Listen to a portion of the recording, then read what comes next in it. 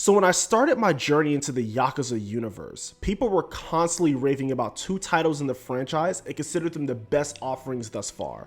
Those two games are Yakuza 0, which I can say is easily one of my favorite stories in any video game, period, and Yakuza 2, or better yet the remake, Kiwami 2. Not only does Kiwami 2 bring us the high stakes drama that the series is known for, but it's also rocking an enhanced version of the Dragon engine, which can also be found in Yakuza 6 and the spin-off title, Judgment. So is Yakuza 2 just as good or better than 0? Well, let's dive into it and find out. I will try not to spoil much in this game because, man, there is so much to unpack here. It'll be very hard to talk about this game without spoiling some sort of story element. So let's just sum it up really quickly. The story is really about corruption, power, and revenge. There are so many twists and turns in the story. Some are jaw-dropping and others are just, well, flat out ridiculous. The only issue I have with the overall story is the pacing. I felt the story was somewhat all over the place, but luckily things slowly start to come together near the end. There are also some chapters that felt like outright padding, and that would have been better placed as sub-stories in my opinion. But overall, the story is solid. I wasn't as invested as I was in like 0 and Kiwami 1, but maybe on a repeat playthrough I'll find it more enjoyable.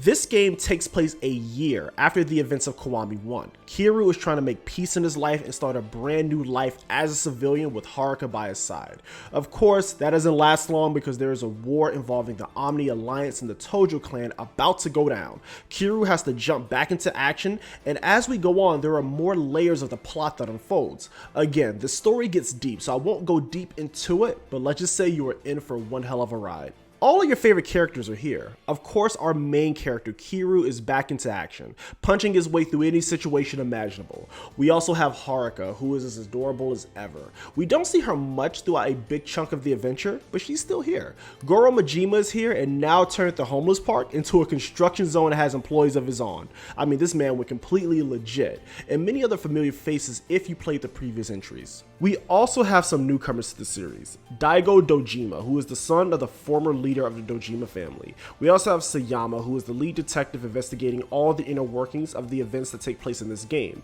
And last, but definitely not least, we have Ryu Goda, a very in-your-face, arrogant rival of Kiryu. Let him tell it, there's only room for one dragon in Tokyo, and he is determined that it will be him. Many people consider Goda to be the best villain in the Yakuza series, but to me, Kuz from Yakuza 0 is still in the top spot for me. These new characters are a great addition to the Yakuza cast of characters, and learning about each of them was very interesting to me. Now, the gameplay in the game itself. First off, let's talk about this Dragon engine. There are some things that I absolutely love about this engine and some things I'm not too crazy about. Starting with the positive, the overall look and feel of the game is simply amazing. The engine really makes Kamurocho and Sodenbori really pop and feel like a city that is alive. Now, you can seamlessly walk into stores and restaurants, and this even holds true for fights themselves. Seamless transitions.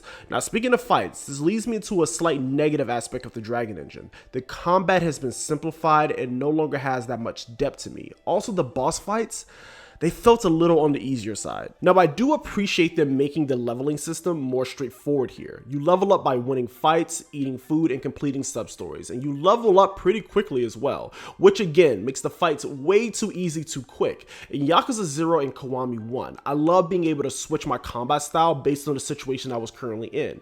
Here, it's all consolidated, and I'm not a huge fan of it. It makes fights not nearly as intense. On a positive note, I do love the fact that I can throw enemies into restaurants, stores, and kick them through windows, and having truly destructible environments. It is so fun. Heat moves make a return, and man are they over the top this time around. I mean, Kiryu decks a tiger in this game. A freaking tiger. I would say the heat moves this time around are very cinematic when it comes to the boss encounters, and I love watching Kiryu pull off all these cool moves. I especially love the double heat moves you can pull off with Sayama. So cool to watch. You can still use weapons in the area around you to pull off some pretty sweet heat moves, so try them out. One thing that I was disappointed with in Kiwami 1 was the lack of fun things to do on the side. Yeah, the sub-stories were okay, but I really missed the Sega arcade. Well, it's now back and better than ever. I love spending tons of time in game playing with Virtual Fighter and Cyber Troopers. Now, this makes me really want Sega to release these games in a dedicated collection. I would love to play and explore Sega's rich arcade history. You also have this really fun toilet game, which makes relieving yourself a minigame in itself. That's pretty funny and pretty cool. Speaking of sub-stories, you have some really funny sub-stories that legitimately got a laugh out of me, and some were really fun. One thing I was not crazy about was the cabaret management and the Majima defense minigames. I know many fans love the cabaret stuff from Yakuza 0. Me personally, the only thing I like about this is the music, but the game itself, not really my thing. And the Majima thing, nah. And this game forces you to do both of these things in certain chapters to progress with the main story.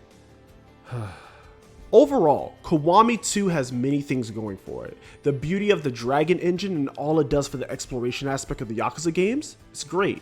The simplified yet fun battle mechanics may be better suited for newcomers of this series, but the heat moves are a beauty to watch. The characters are likable, and I look forward to seeing what else they have to offer in the later Yakuza games. And the story can be a bit inconsistent in its pacing, but it still delivers a drama-filled, complex narrative, so it's all good there. Yakuza Kiwami 2 is a no-brainer for those looking to dive deeper into the Yakuza series.